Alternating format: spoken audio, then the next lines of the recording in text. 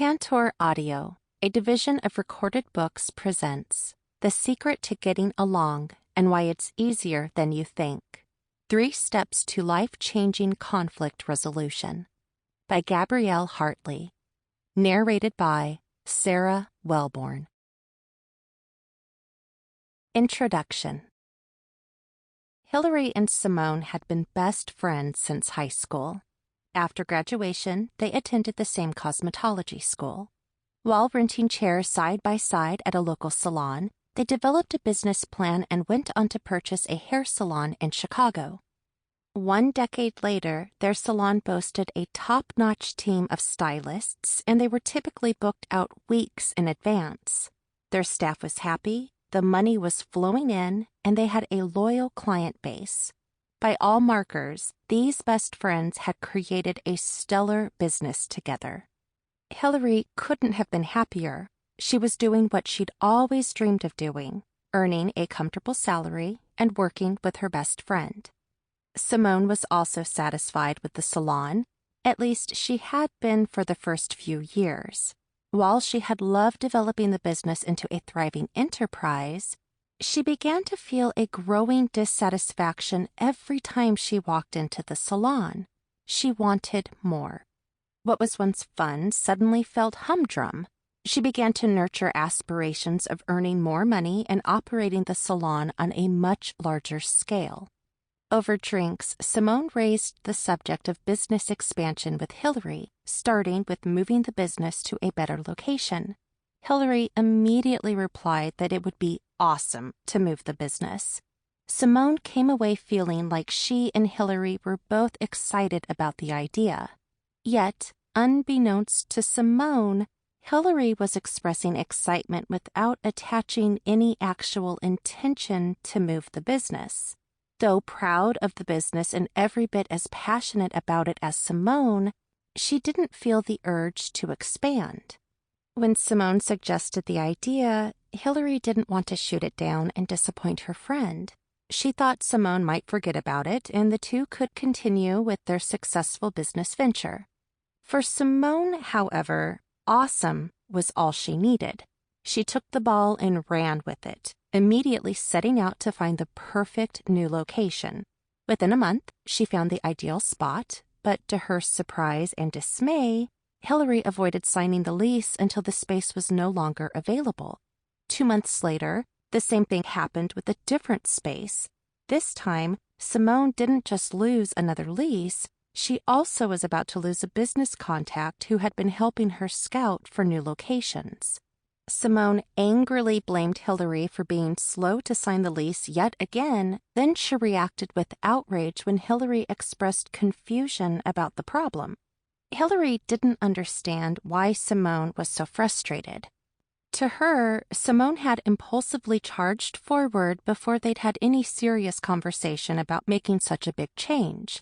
But from Simone's point of view, they'd made a joint decision to move forward. Simone felt so aggravated that she could hardly bring herself to talk to Hillary. From there, Hillary and Simone's partnership and decades-long friendship quickly unraveled. Hillary bought out Simone's interest in the business, and Simone left to strike out on her own. Even though she had retained the staff and client list, Hillary lacked Simone's business smarts and financially mismanaged the salon until she had no option but to close it.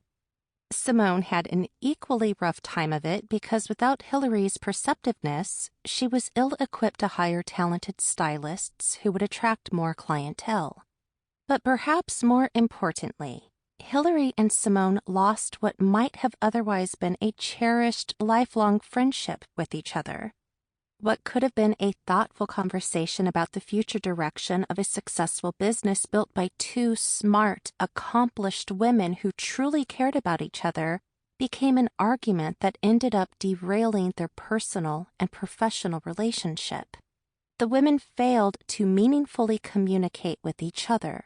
They made assumptions, became defensive, blamed each other, and eventually cut each other off. What happened to Hillary and Simone has always been a natural part of our basic human communication failure. And now it has become far too common. What starts as disagreement morphs into senseless argument loops that upend business partnerships, friendships, and marriages. And in our increasingly isolated bubbles, we're less likely to make the effort to repair these rifts than ever before. Few among us need to be reminded that we're experiencing unprecedented levels of interpersonal tension, disagreement, and disinclination to meaningfully engage with each other amid conflict. Long-standing family gatherings have been canceled over COVID-19 vaccination or mask debates. Political disagreements have dismantled decades-long friendships. We fight over politics, money, personal health decisions, parenting, and so much more, leaving everyone lonelier and more susceptible to mental health issues such as depression and anxiety than ever before. But in focusing on our increased polarization, or chalking everything up to these crazy times, we're overlooking an even more worrisome part of the equation. We have gotten really, really bad at managing conflict. Somewhere along the way, we've forgotten that some level of disagreement is normal and even necessary in our relationships. We've normalized a zero-sum approach to interpersonal conflict and prioritized winning at all costs. While being right may be satisfying, it's not going to do much for us in the long run, especially when it comes to compassion, connection, and community. Even so, we've become deeply attached to our positions, leaving us worse listeners than ever before. Moreover, we feel helpless in the face of all the conflict infiltrating every facet of our lives at home, work, and online. Fortunately, we have tremendous agency to remake our relationship with conflict and to emerge as stronger, calmer, and kinder people. This book will give you the transformative mindset and skills needed to embrace and then move beyond personal and professional conflict, using the same methods I've conceptualized and successfully utilized in my law and mediation practice for over 2 decades. Welcome to the Yes Method. When I was 30 years old, I clerked for a divorce court judge in New York City. I could never have imagined how much I would love and excel at bringing a messy divorce to a relatively tidy close. Weaving together a resolution that was accepted by both aggressive attorneys and angry clients became my calling. When I married my husband and relocated from Brooklyn to Northampton, Massachusetts, I opened a private mediation practice centered on alternative dispute resolution, which meant I was able to work collaboratively with the attorneys on the other side to reach reasonable resolutions. Together, we were able to support our clients in reaching a compromise that each party could live with, rather than trying to win the most points in court. Today, I have expanded my mediation practice online to help people around the country reach the best possible outcome for their conflict-filled divorce. Sometimes there are lawyers involved. Often, it's just 2 people trying to close a difficult chapter of their lives without destroying each other in the process. In either case, I work with them carefully to arrive at a solution using a structure called the Yes Method that can be applied to your everyday conflict, which we'll explore in the coming chapters. Spoiler alert: navigating conflict better all begins with you. The secret to getting along is something everyone can access, even in the most entrenched arguments. The best part of this method is that it is super doable because it prescribes small changes that result in big outcomes. Of course, you will have to really engage in the 3 steps and be mindful of them each time you find yourself in a conflict. Once you begin engaging with the Yes Method, you will see that getting along better, if not perfectly, is attainable in most relationships. More on this in a moment. In 2019, I published my first book, Better Apart: The Radically Positive Way to Separate, to help readers avoid contentious and destructive conflict in divorce. I focused Better Apart around 5 essential elements: patience, respect, peace, clarity, and forgiveness. By using these 5 lenses, I helped people going through divorce reconsider how they were handling their process at every step along the way. I've since given dozens of talks and interviews focused on changing the divorce conversation by helping couples get through divorce with ease, grace, and personal power. After the publication of Better Apart, though, something strange happened. Past and present clients, along with many of my friends and colleagues, weren't just approaching me to ask for guidance on their divorce cases. They also wanted help managing the conflict disrupting other relationships in their lives. I felt this called for a different toolkit than the one I prescribed in Better Apart, which was structured to help readers move forward after a relationship had already irreversibly broken down. I wanted to create a program for developing a healthier relationship with conflict altogether, one that was easy to grasp, but would spur deep thought and foundational change. It was at this time that I began to codify the 3 steps that I have been intuitively using in mediation for more than 2 decades. I realized that I often employed these steps to stop conflict from destroying relationships. By walking people through these same steps, I thought I might be able to help them navigate a wide array of situations in their lives that were stirring up conflict, from coping with household tiffs to dealing with their beloved yet hot-headed friends and relatives who held what they deemed obnoxious political perspectives. I came to call this the YES method. Y stands for your role in the conflict. E is for the emotional story. S stands for shelving heated conversations. By integrating these 3 accessible skills, the YES method has the power to stop all manner of conflict in its tracks and keep it from escalating into all-out chaos. It prevents us from being overly reactive to conflict and cutting ties with people who have been an important part of our lives. It can provide us with other, better options besides ignoring, avoiding, or escalating the point of contention. Options that can open pathways to greater togetherness. And, perhaps most importantly, it encourages the type of self-reflection and challenging emotional work that encourages serious personal growth. In these pages, I will counsel you that before you consider canceling a friend, writing off a relative, quitting a job, or leaving a marriage, you should first try saying yes to looking at conflict differently. To be clear, I'm not talking about slapping a smile on an ugly situation, nor burying your head in the sand around secrets and lies. I'm also not suggesting that this method is an alternative to counseling or therapy. There are many serious, traumatic, and difficult life situations and experiences that will require professional help beyond what is offered on these pages. I also acknowledge that my privileged life has given me a particular viewpoint and limitation in experience.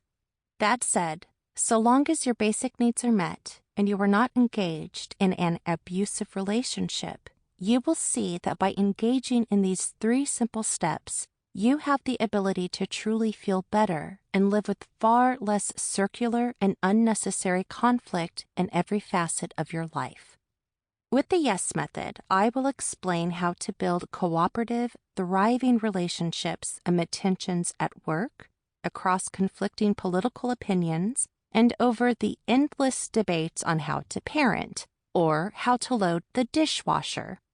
Whether you're at the divorce mediation table, the kitchen table, or the virtual table in the comments section, getting along better is possible, and it's easier than you think. Through exercises, stories, conversation openers, and other practical tools, you will learn to stay calm and balanced even when facing the most uncomfortable conversations or explosive interpersonal situations. Again, I would like to emphasize that if you are in an abusive relationship, walking away is the only answer. But often, in many scenarios, we have the power to shift our dynamic in surprising ways that are feasible and supportive of our well-being as well as the health of our relationships over the longer term.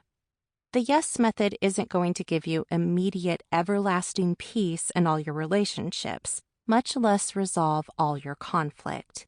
However, it will give you the tools you need to get closer to having higher function within complicated interpersonal dynamics. The fact is, peace and resolution are often fleeting, especially when we're facing entrenched conflict with those in our innermost circles. My goal is to help you achieve emotional freedom, what I call equanimity, from conflict.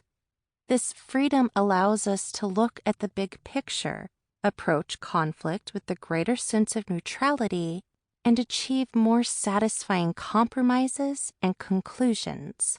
Instead of spending hours replaying arguments over and over in your head, mourning friendships that crumbled after unforgivable blow-ups, or circling around the same points of contention for weeks, months, or even years, you'll instead learn to accept conflict as part of every relationship and use it as a valuable opportunity to grow and achieve balance in your life.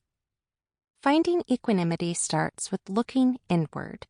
Though many of us think of conflict as outward-facing, the truth is that our experience of conflict is largely subjective and springs from our internal perceptions, habits, and narratives. In other words, conflict happens not only because of a difference of opinion on a matter, it can also arise due to the deep-seated habits, perceptions, and mindsets that govern everything we do. The yes method is neither a purely prescriptive guide to mediation nor about getting what you want out of conflict. Rather, it is a method that is designed to help you make your relationships better and, maybe more importantly, to reach a state of inner balance. Noticing where we hit a wall of disagreement with others and within ourselves is illuminating. It is an opportunity both to reach greater understanding of what makes us tick, as well as to successfully navigate the sometimes incredibly annoying world around us. As you go through these pages, you will start to become more aware of your role in your conflict, and you'll receive coaching to help you examine how your habitual ways of thinking, acting, and reacting are contributing to your conflict.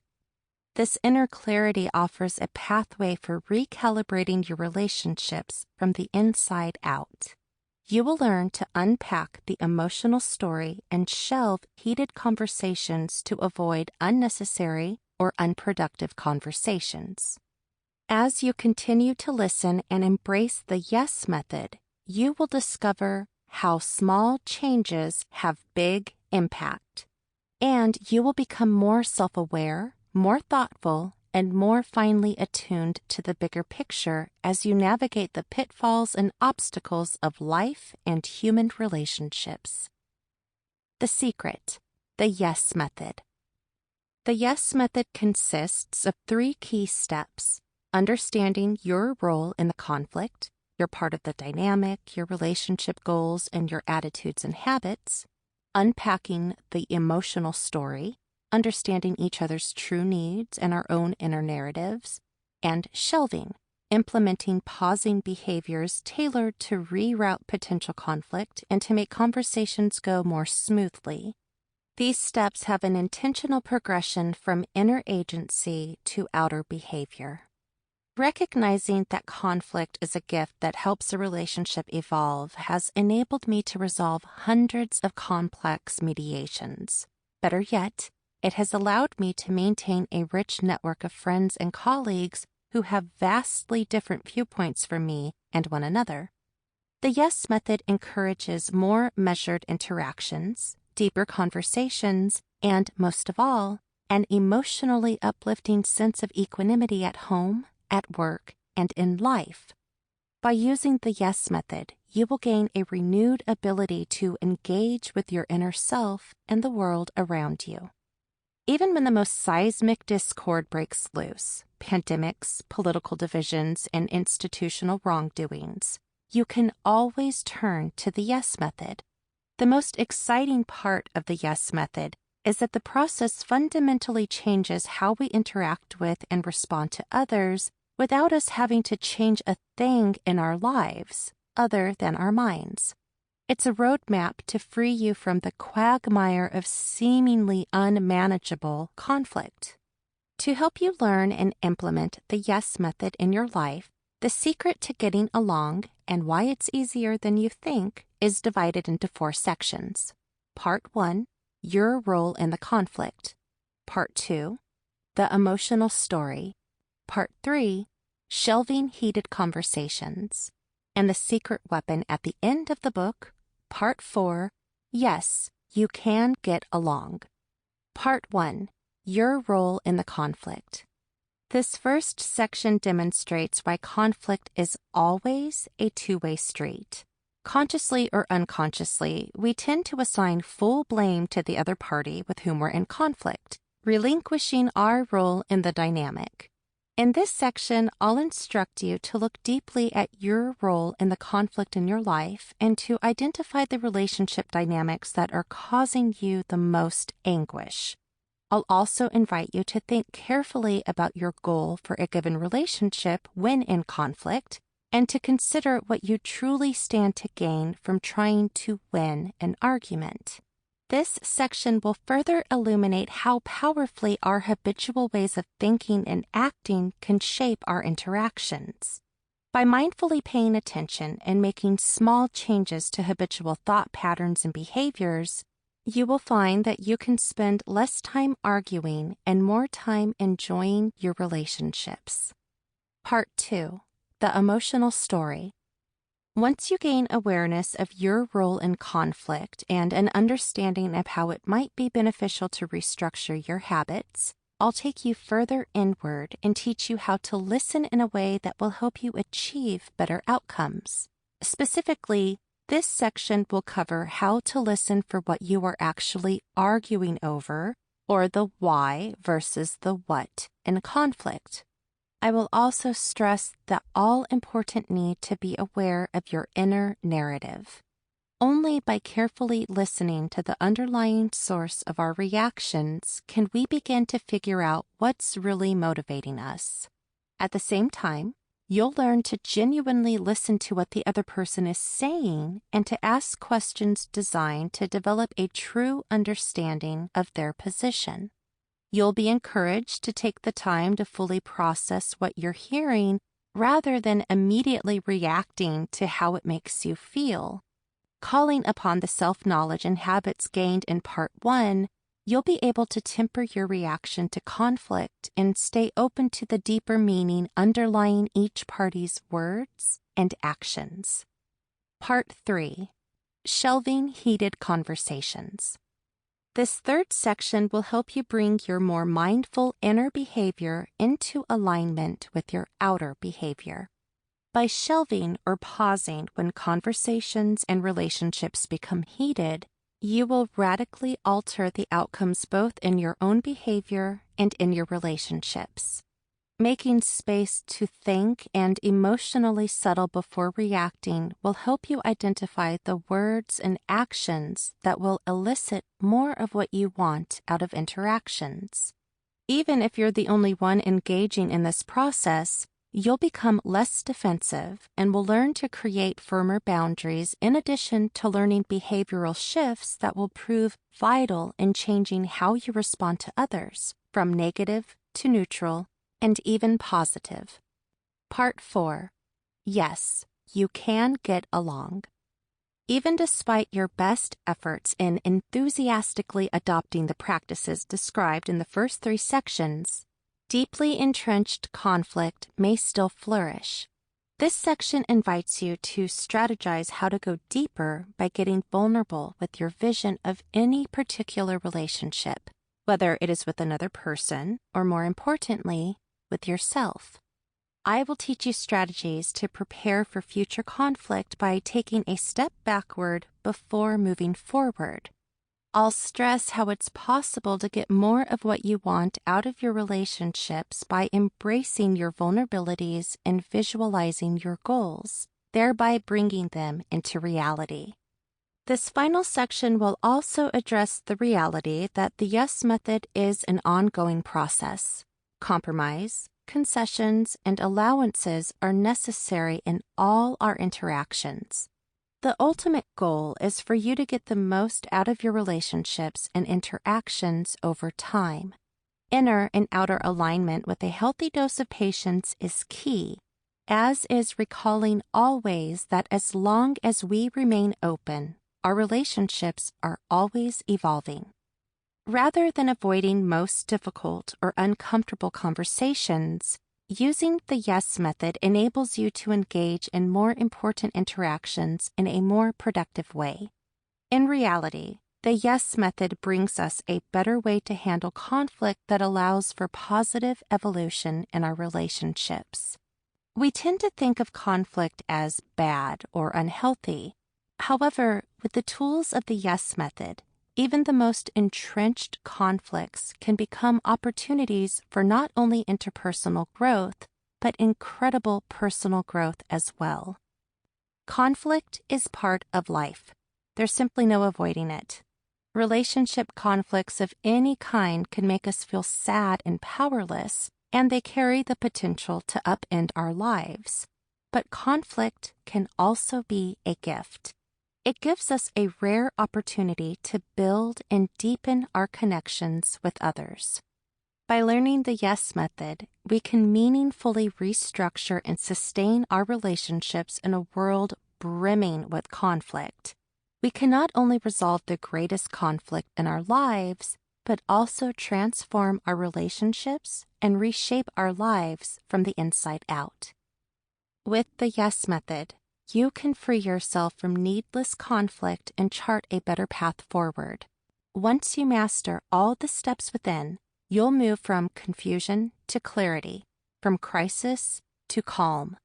One day at a time, one conversation at a time, you'll achieve emotional freedom from conflict. Part 1. Your role in the conflict.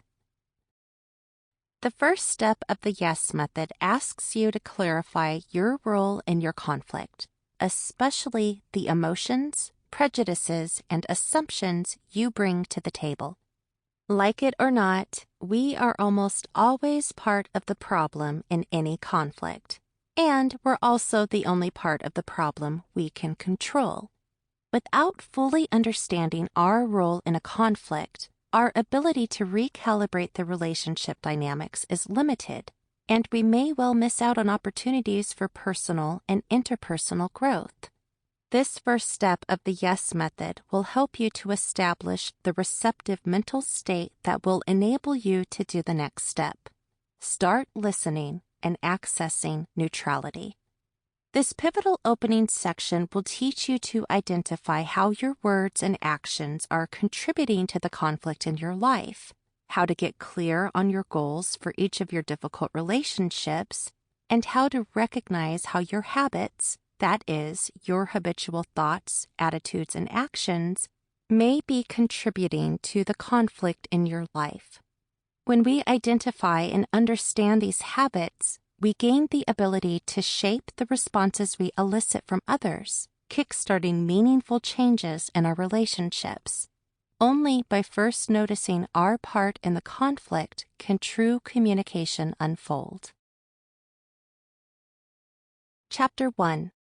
Recognize your role. I'm no stranger to conflict. Growing up in a loud Italian and Jewish family where nobody shies away from an argument taught me a thing or two about how to speak my mind, react, accommodate, and get what I want at a young age. By watching a fair degree of chaos around me, I also learned that each of us truly has the power to radically transform our dynamics by making small changes in how we communicate. It's often said that it takes two to argue. And while it often may seem that the other person is causing all the fighting, by taking a step back It's pretty easy to see our role in the conflict. For instance, if you're in the habit of talking to your partner. Sample complete. Ready to continue?